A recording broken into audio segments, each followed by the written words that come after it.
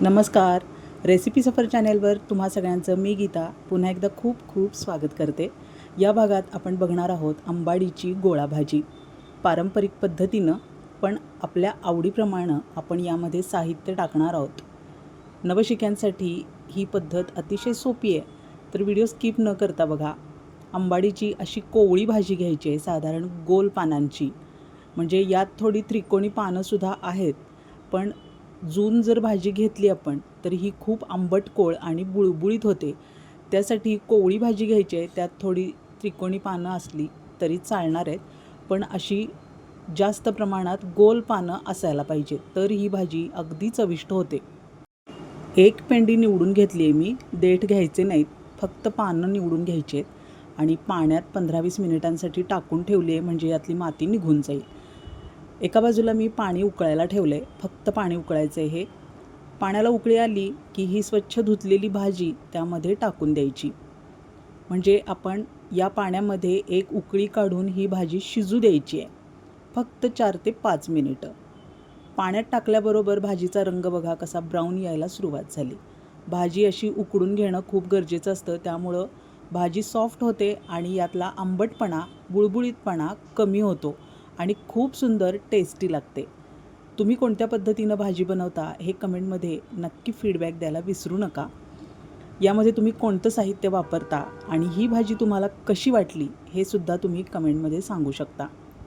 3 ते 4 मिनिटं अशा पद्धतीनं आपल्याला भाजी उकळून घ्यायची आहे. मीडियम गॅस करायचा. खूप जास्त वेळ उकळू नका. खूप जास्त वेळ उकळली तर ती बुळबुळीत होते, त्यामुळं फक्त 3 ते 4 मिनिटांचीच उकळी काढायची आहे. गॅस अगदी बारीक करायचा, कारण ही भाजी लगेचच उतू जायला सुरुवात होते गॅस मोठा ठेवला तर. आता बघा सॉफ्ट झालेली दिसतीये आपल्याला.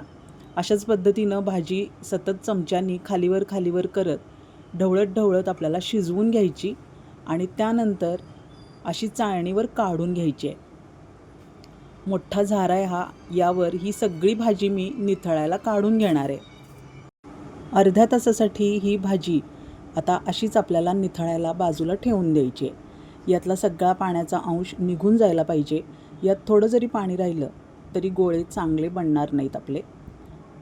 बाकीचं सुद्धा साहित्य सगळं आपल्याला यामध्ये मिक्स करायचं आहे. काय काय साहित्य लागणार आहे ते बघूया, पण भाजी अशी निथळून कोरडी झाल्याची खात्री करून घ्या. आता काही जण ही भाजी निथळत असताना थंड पाणी ओततात, पण तशी गरज नाही आहे. 1 मोठा चमचा तांदूळ घेतलेत मी. तुम्हाला जर ज्वारीच्या कण्या आवडत असतील तर तुम्ही ज्वारी घ्या. त्यानंतर 1 मोठा चमचा भाजलेले शेंगदाणे घ्यायचे आणि त्यानंतर 1 मोठा चमचा तूर डाळ घ्यायची आहे. भिजत ठेवली आहे मी 15 मिनिटांसाठी. पाण्यात भिजत ठेवा म्हणजे भाजी चांगली शिजते. आता शेंगदाण्याची भरड करून घ्यायची आणि तांदूळाची कणी करून घ्यायची आपल्याला. आपण जे नेहमी खातो तेच तांदूळ घेतलेले आहेत. शेंगदाणे असे भरड वाटून घेतलेत मी आणि तांदळाची सुद्धा कणी काढून घेतली आहे. आता ही खूप मोठी ठेवलेली नाही आणि खूप पीठसुद्धा केलेलं नाही आहे. जाडसर कणी होईल अशा पद्धतीनं तांदूळ आपल्याला कोरडेच वाटून घ्यायचे आहेत. आता सगळं साहित्य मिक्स करूया, पण त्याआधी पाणी उकळायला ठेवलं आहे मी एका गॅसवर आणि त्यावर ही चाळण आपल्याला तेल लावून ठेवून द्यायची आहे, म्हणजे गोळे चिकटणार नाहीत. चाळणीला तेल अवश्य लावा आणि पातेल्यावर ठेवून द्या. आता या मोठ्या बाउलमध्ये सगळं साहित्य मिक्स करूया. निथळून घेतलेली भाजी सगळ्यात आधी काढून घ्यायची आहे. 1 पेंडीचं साहित्य बघतोय आपण. भरड केलेले शेंगदाणे टाकून घ्यायचे त्यावर. शेंगदाणे असे जाडसरच वाटून घ्या. त्यानंतर तांदळाची कणी टाकली आहे. भिजवलेली तूर डाळ निथळून घ्यायची आहे. पाणी काढून टाकायचं आणि त्यानंतर ही भिजवलेली तूर डाळ टाकून घ्यायची. शक्यतो तूर डाळच टाका, कारण हीच डाळ जास्त टेस्टी लागते यामध्ये. मूग डाळ किंवा मसूर डाळ टाकली तर ती खूप शिजून लगदा होऊ शकते. 1 चमचा जिरे टाकायचे. अर्धा चमचा हिंग टाकला आहे. खूप छान बनते ही भाजी. अशा पद्धतीनं नक्की बनवून बघा. आणि त्यानंतर हा खरडा टाकायचा आहे. आता खरड्यामध्ये हिरव्या मिरच्या, लसूण, जिरे, थोडेसे टोमॅटोचे काप आणि कोथिंबीर असं सगळं साहित्य असतं. अतिशय टेस्टी बनतो हा खरडा. अशा पद्धतीनं खरडा बनवून या भाजीमध्ये नक्की मिक्स करा. मीठ थोडंसं जास्त टाकायचं आहे, कारण ही भाजी खूप आंबट असते. त्या अंदाजाप्रमाणे आपल्याला मीठ टाकून घ्यायचं आणि आता हे सगळं साहित्य व्यवस्थित मिक्स करून घ्यायचं. तुम्हाला जर कच्चा कांदा यामध्ये टाकायचा असेल तर कांदा चिरून टाकला तरी पण चालणार आहे. ज्वारीची कणी टाकतात बरेच जणं.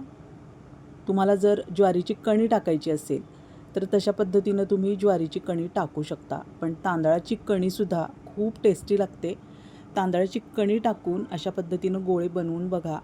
अगदी सॉफ्ट शिजतात, कमी वेळेत शिजतात, अगदी झटपट बनते ही भाजी, जास्त वेळ लागत नाही.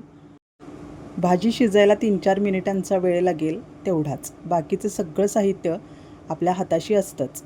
आता अशा पद्धतीनं आपण गोळे बनवून घ्यायचे आपल्याला हव्या त्या आकाराचे. एका पेंडीचं प्रमाण आहे हे. यामध्ये साधारण 5 गोळे बनवून झालेत. याच्यापेक्षा जर छोटे गोळे बनवायचे असतील तर तुम्ही बनवू शकता, म्हणजे ते 5-6 होतील. ही भाजी साधारण 2-3 दिवस टिकते, कारण यामध्ये आपण तेलाचा वापर केलेला नाही. वाफवून बनवतो आहे आपण ही भाजी. खूप टेस्टी बनते. अशा पद्धतीनं नक्की बनवून बघा. आजीची पद्धत आहे ही. चुलीवर पाण्यावर ही भाजी वाफवून घेतली जायची. कोणत्या तरी काड्या टाकायची आजी आणि त्यावर हे गोळे ठेवले जायचे. तुम्हाला ही पद्धत माहिती आहे का, हे कमेंटमध्ये सांगा. मीडियम गॅसवर आपण अर्धा तास हे गोळे वाफवून घेतलेत. बघा खूप छान शिजली आहे भाजी. यामधली डाळ टपोरी झालेली दिसते आहे, कणीसुद्धा फुलून आली आहे आणि भाजीसुद्धा अगदी छान शिजलेली दिसते आहे. तुम्हाला ही पद्धत आवडली असेल तर कमेंटमध्ये नक्की सांगा. व्हिडिओ आवडला असेल तर लाईक करा आणि हाईप द्यायला विसरू नका.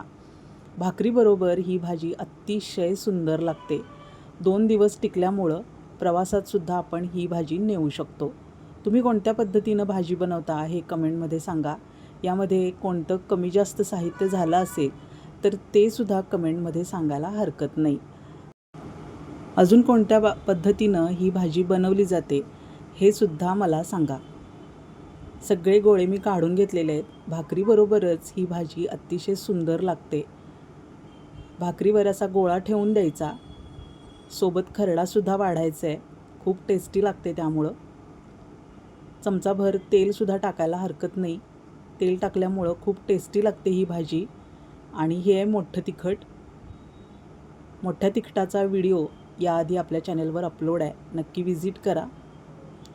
रेसिपी सफर चॅनल अजून तुम्ही सबस्क्राईब केलं नसेल तर जरूर सबस्क्राईब करा, शेअर करा, लाईक करा आणि कमेंट करायला अजिबात विसरू नका. पुन्हा भेटूया अशाच नवीन सुंदर रेसिपीसह पुढच्या भागात. तोपर्यंत निरोप घेऊया. धन्यवाद.